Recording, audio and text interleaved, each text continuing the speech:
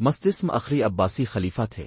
ابن القمی ان کا وزیر خاص تھا، تاہم خلیفہ کے بیٹے کے ساتھ رنجش کی وجہ سے وہ اندر سے اس خلافت کے خلاف تھا۔ جب اسے چین اور روس کے وسطی علاقے منگولیا سے اٹھنے والے اس نوجوان کے بارے میں معلوم ہوا جو آئے روز ملکوں پر فتح کیے جا رہا تھا، تو اسے پیغام بھجوایا کہ اگر وہ بغداد پر حملہ کرے تو مدد کی جائے گی اور قبضہ کرنے میں زیادہ دقت نہیں ہوگی۔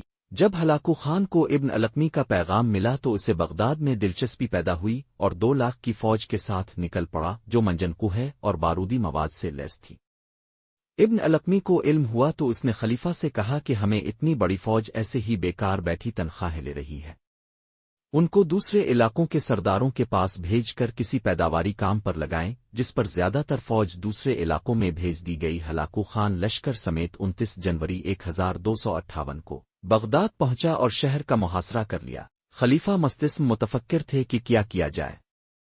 ایسے میں ابن القمی نے مشورہ دیا کہ اگر وہ خود ہلاکو خان کا استقبال کرنے چلے جائیں تو شاید بات بن جائے، کیونکہ اسے مال و دولت سے غرض ہے جو خلیفہ کے پاس بے تحاشا ہے، وہ لے کر چلا جائے گا۔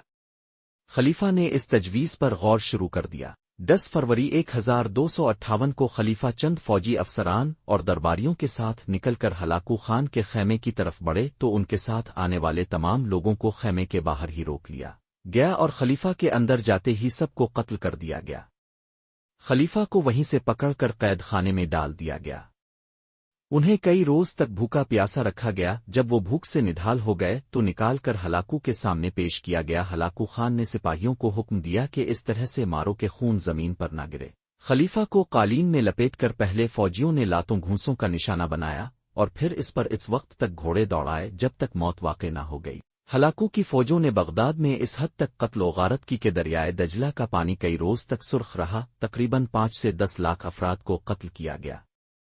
ابن القمی نے ہلاکو خان کو بغداد کی اینٹ سے اینٹ بجانے کے لیے آمادہ کیا۔ وہ منگولوں کی مدد سے حکمران بننا چاہتا تھا، مگر سوائے رسوائی کے کچھ نہ ملا اور رسوائی کی موت مرا۔